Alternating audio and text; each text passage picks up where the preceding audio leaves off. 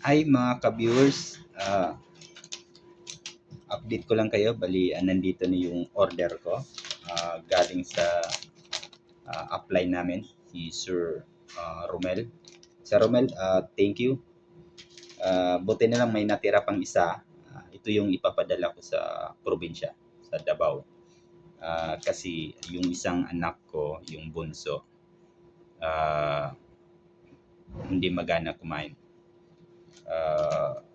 Kumbaga, pahirapan kumain. Umabot pa ng siguro mga isang oras bago matapos. So, try natin since uh, na prove na yung product na to, yung sinasabi kong mahiwagang stick, may dalawang client na tayo or dalawang kapitbahay na uh, nag-testify na maganda or malakas na kumain yung anak nila at yung apo. So, ito yung sa akin, ito yung para sa akin. Pang cleansing kasi nga ang dami kong iniinom na gamot since tumas yung BP ko, nagkaroon ako ng fatty liver, uh, nagkaroon ng vertigo, nagkaroon ng uh, pananakit ng ulo or migraine, uh, pagod, mayroon ding uh, yung mata ko, may grado at meron ding astigmatism. Pero sa awa ng Panginoon, gamit itong product na to, yung salamin na to, yan, malabo. Teka ha, isin natin. Klaro ba? Yan, Ion Speak yan. Ion Speak. Ion Speak brand. Ayusin natin. Ayun. Ion Speak. So, Ion Speak brand. So, unang na-address sa akin ay yung pananakit ng ulo. Hindi ko naramdam sa gabi, hindi ko naramdam sa umaga or madaling araw yung biglang pumitik na masakit. Kumbaga nagigising ako sa sakit. Pitik lang pero ayun, kahit malalim yung tulog ko na yun nagigising ako. So maraming salamat sa kumari ko, yung nag-recommend sa akin.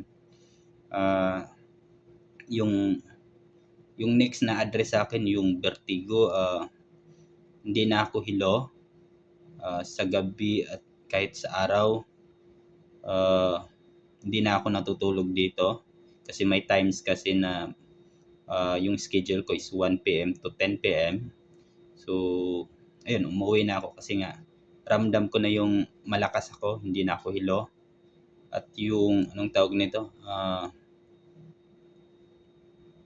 Alam mo yung pag araw-araw ka sa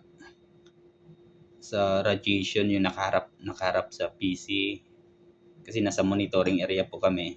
So ramdam ko yung pagod. So ayun nga yung sabi nila, yung radiation nagbibigay ng pagod, nagbibigay ng stress. So ayun, thankful may ganitong product galing kay MGI Philippines. Thank you very much. Very helpful.